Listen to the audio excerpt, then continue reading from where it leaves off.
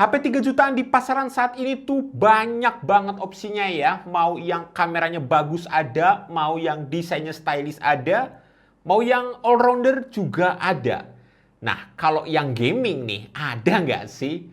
Jawabannya ya banyak juga. Salah satu yang paling oke ya ini nih, Tecno Pova 6 Pro 5G.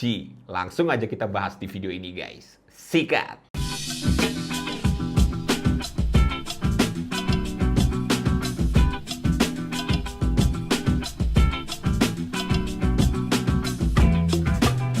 Tecno Pova 6 Pro 5G ya, HP 3 jutaan yang pakai chipset Dimensity 6080 6 nanometer yang udah support 5G tentunya. RAM-nya 12GB LPDDR4X dengan storage di 256GB UFS 2.2 yang masih bisa diekspand pakai microSD slot dedicated ya. Kapasitas segitu sih buat saya untuk HP 3 jutaan udah terlalu overkill ya. RAM tuh ya 8GB lah udah cukup. Kecuali kalau kalian buka banyak aplikasi bersamaan. Nah, itu beda lagi ceritanya. Buat skor Antutunya, ini saya bisa dapat di angka 437 ribuan. Terus storage testnya di 41 ribuan. Skor Geekbench-nya di 766 untuk single core. Dan 2052 untuk multicore-nya. Buat main Free Fire dengan settingan grafik ultra dan FPS high, dia bisa dapat rata-rata di 72 FPS. Setelah main selama 12 menitan, maksimal temperaturnya mencapai 40 derajat Celcius dan baterainya berkurang 2%.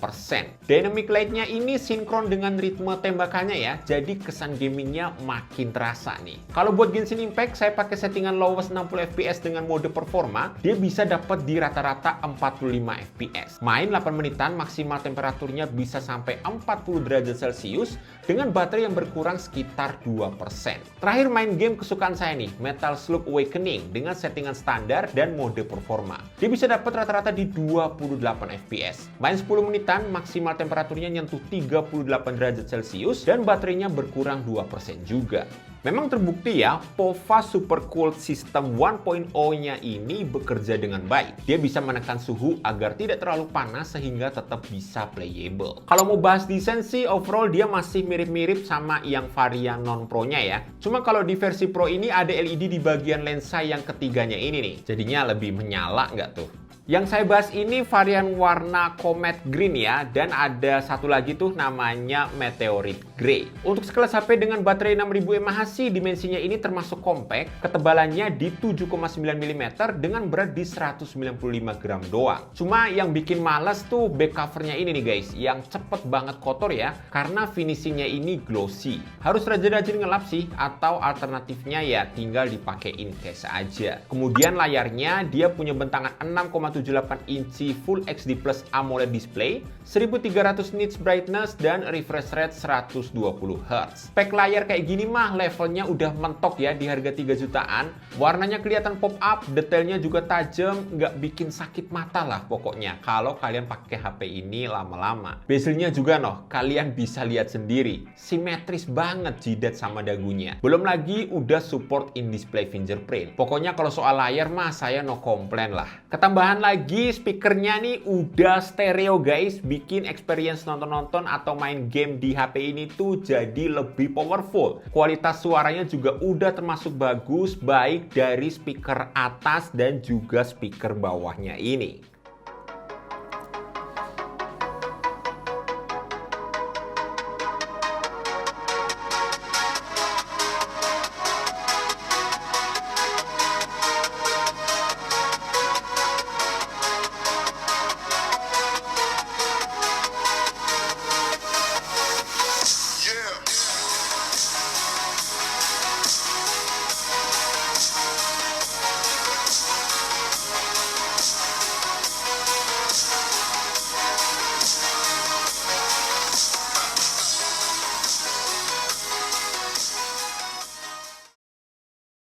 Kalau buat kameranya sih sebenarnya masih sama aja dengan versi non-Pro-nya ya. Dia punya kamera utama 108 megapiksel, Terus ada 2 megapiksel depth sensor dan ketambahan satu lensa lagi nih, yaitu AI lens. Sementara kamera selfie-nya juga masih sama di 32 megapiksel. Sangat disayangkan emang di versi Pro-nya ini lensa ultra wide-nya masih absen guys. Tapi untungnya buat kualitas 108 megapiksel kamera utamanya ini udah gokil banget buat kelasan HP 3 jutaan ya. Detailnya dapet, saturasi warnanya juga cukup pop up tapi nggak yang oversaturated. Kontrasnya juga lumayan tinggi, dynamic range yang cukup luas, dan yang paling penting menurut saya adalah skin tone-nya yang juga kelihatan natural. Di foto portraitnya juga menurut saya udah bagus banget, separasi bokehnya jarang banget yang miss, bahkan di zoom 2 kalinya ini detailnya masih sangat-sangat oke ya. Terus yang gak kalah menarik, di hasil foto kamera selfie-nya detailnya juga masih tinggi, bokehnya cukup rapi, bahkan skin tone-nya juga hitungannya masih natural ya.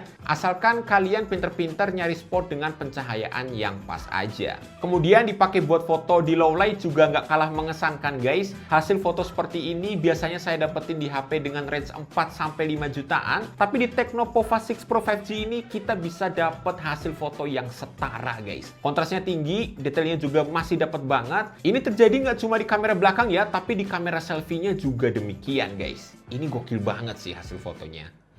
Oke, ini adalah contoh perekaman menggunakan kamera belakangnya Tecno Pova 6 Pro 5G. Ini di resolusi tertingginya ya, 2K 30 fps. Teman-teman bisa lihat sendiri untuk detailnya. Wah, ada burung tuh. Buat detailnya tuh lumayan bagus ya, karena ini resolusinya 2K. Cuma memang untuk kestabilannya ini agak sedikit kurang, karena memang di resolusi 2K 30 fps ini IIS-nya nggak nyala ya guys ya. Jadi dia nggak bisa nyala di resolusi segini. Dia bisa nyalanya tuh di 1080p 30 fps. Nanti kita coba. Untuk sekarang kita lihat dulu detailnya tuh kurang lebih seperti ini guys. Saya coba deketin ke bunga ya. Nah, fokusnya juga lumayan bagus, ya kan?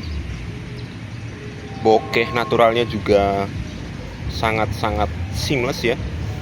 Oke banget sih ini untuk detail dan juga bokehnya tuh. Autofokusnya juga cepet. Tuh. Bagus sih. Dynamic range-nya juga oke. Selebihnya kalian bisa nilai sendiri guys. Oke, next. Nah, kalau ini di resolusi 1080p 60 fps. Di resolusi ini pasti lebih smooth ya. Cuma memang tidak sedetail di 2K tadi. Tapi ya kestabilannya juga masih kurang guys, karena IIS-nya belum bisa nyala di resolusi 1080p 60 fps ini. Kalian juga bisa dengar itu di sana ada orang yang buka musik ya. Gede banget di sana. Mungkin kalian bisa nilai sendiri untuk penangkapan suaranya ya, di kondisi yang cukup jauh. Ya, kurang lebih seperti ini hasilnya. Oke, lanjut. Nah, kalau ini di resolusi 1080p 30 fps. Teman-teman mungkin bisa langsung notice ya di mana perbedaannya. Tentu saja dari segi kestabilannya ya, yang lebih baik daripada resolusi yang lain. Ini dalam keadaan IIS-nya nyala. Sebenarnya di resolusi segini tuh bisa dinonaktifkan guys. Cuma saya langsung aktifin aja biar langsung kelihatan bedanya ya. Buat teman-teman yang mau video dengan kestabilan yang maksimal, resolusi 1080p 30 fps ini dengan IIS ya bisa jadi opsi yang baik banget buat kalian.